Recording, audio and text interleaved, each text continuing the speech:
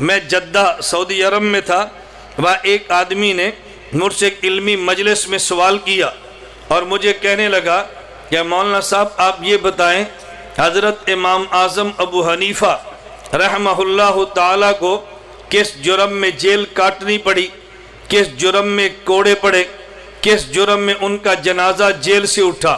میں نے کہا خلیفہ وقت نے حضرت امام اعظم ابو حنیفہ رحمۃ اللہ علیہ سے کہا ہم آپ کو قاضی القضات اور چیف جسٹس بنانا چاہتے ہیں۔ امام اعظم ابو حنیفہ فرمانے لگے میں اس عہدے کے لیے تیار نہیں ہوں۔ خلیفہ وقت کی منشا کیا تھی؟ اگر امام اعظم ابو حنیفہ جیسا آدمی چیف جسٹس بن گیا تو پھر ظاہر ہماری حکومت پکی ہے۔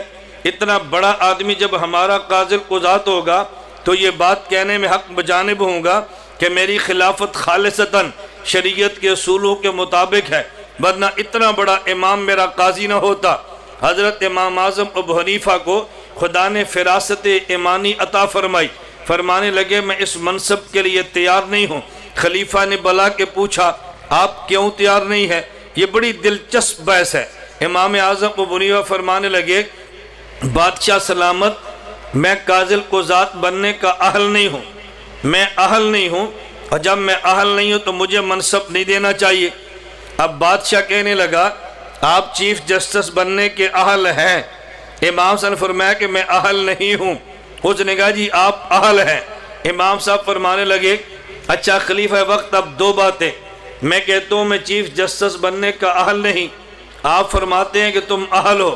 یہ جو میں نے جملہ کہا میں چیف جسٹس بننے کا اہل نہیں ہوں، یا میں سچ کہہ رہا ہوں یا میں جھوٹ کہہ رہا ہوں؟ یہ بڑا نکتہ سمجھیں۔ میں جو کہتا ہوں میں چیف جسٹس بننے کا اہل نہیں ہوں، آپ کہتے ہیں کہ تو اہل ہے، میں کہتا ہوں میں اہل نہیں ہوں، میں سچ بولتا ہوں یا جھوٹ بولتا ہوں؟ دو ہی صورتیں ہیں۔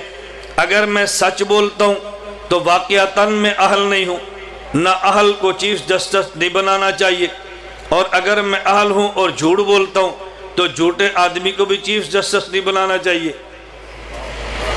تو مجھے آپ کیسے چیف جسٹس بنائیں گے؟ میں کہتا ہوں میں اہل نہیں ہوں، آپ کہتے ہیں اہل ہے۔ اگر میں سچ بولتا ہوں میں اہل نہیں ہوں تو نہ اہل کو چیف جسٹس تھوڑے ہی بناتے ہیں، اور اگر میں جھوٹ بولتا ہوں تو جھوٹے آدمی کو چیف جسٹس بنا نہیں سکتے، جھوٹا آدمی قاضی کیسے ہو سکتا ہے؟ اب بادشاہ دلیل کے سامنے امام صاحب کے سامنے خاموش ہو گیا، لیکن بادشاہ وقت تھا، کہا جی کوڑے مارو، امام صاحب نہیں مانے، جیل میں ڈال دو، امام صاحب نہیں مانے، بالآخر زہر ڈال دے کے شہید کروا دیا گیا، امام صاحب پھر بھی نہیں مانے۔ مجھے وہ جدہ میں ایک شخص کہنے لگا کہ مولانا یہ بتائیں اس امت کا پہلا چیف جسٹس، اس امت کا پہلا قاضی القضات کون ہے؟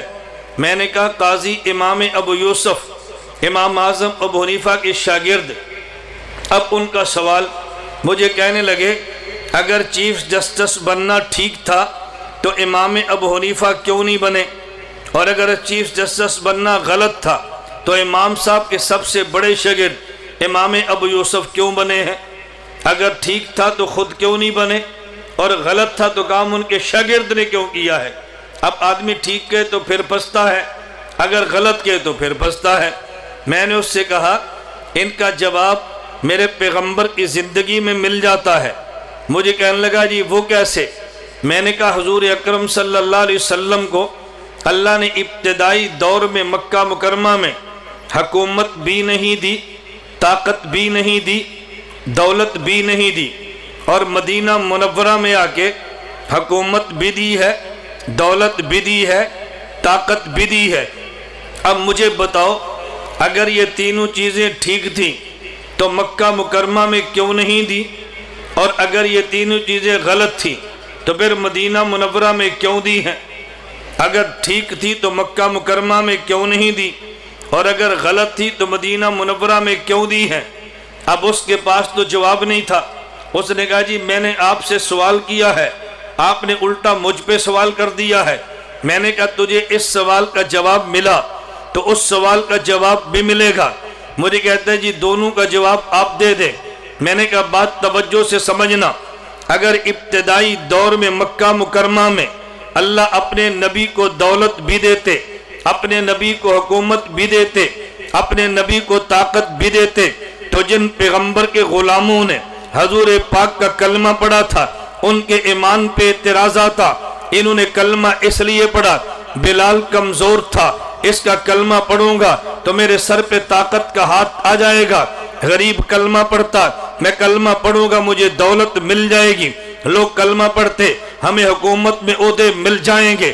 اگر مکہ میں خدا حکومت، طاقت اور دولت دیتے، پیغمبر کے صحابہ کلمہ پڑھتے تو لوگ اعتراض کر سکتے تھے، انہوں نے کلمہ دولت کے لیے پڑھا ہے، ان نے کلمہ طاقت کے لیے پڑھا ہے، ان نے کلمہ حکومت کے لیے پڑھا ہے۔ خدا نے ابتدائی طور پہ یہ چیزیں پیغمبر کو نہیں عطا کی تاکہ ان کے کلمہ گو کے ایمان پر اعتراض نہ کیا جا سکے۔ بالآخر مدینہ منورہ میں خدا نے دولت بھی دی ہے، خدا نے طاقت بھی دی ہے، خدا نے حکومت بھی دی ہے، یہ بتانے کے لیے کہ حق انہی کا تھا، شروع میں اس لیے نہیں دی تاکہ دشمن اعتراض نہ کرے۔ میں نے کہا امام اعظم ابو حنیفہ اگر چیف جسٹس بن جاتے، آج دنیا کا 80% مسلمان فقہ حنفی کے مطابق چل رہا ہے تو لوگ اعتراض کر دیتے یہ فقہ حنفی دنیا میں اس لیے بنی ہے کہ جس امام کے مقلد ہے وہ امام چیف جسٹس تھا، حکومت اس کے پاس تھی، طاقت اس کے پاس تھی، اس نے طاقت کی بنیاد پہ لوگوں کو اپنا مقلد بنا لیا ہے، فقہ حنفی کو عام کر دیا ہے، امام کا جنازہ جیل سے اٹھا ہے، دنیا میں 80% مسلمان فقہ حنفی قبول کر رہے ہیں، امام کا جنازہ جیل سے ہے، شاگرد چیف جسٹس بنا ہے، امام نے قبول کیوں نہیں کیا؟ تاکہ اعتراض نہ آئے، شاگرد نے قبول کیا کہ حق ان کا تھا۔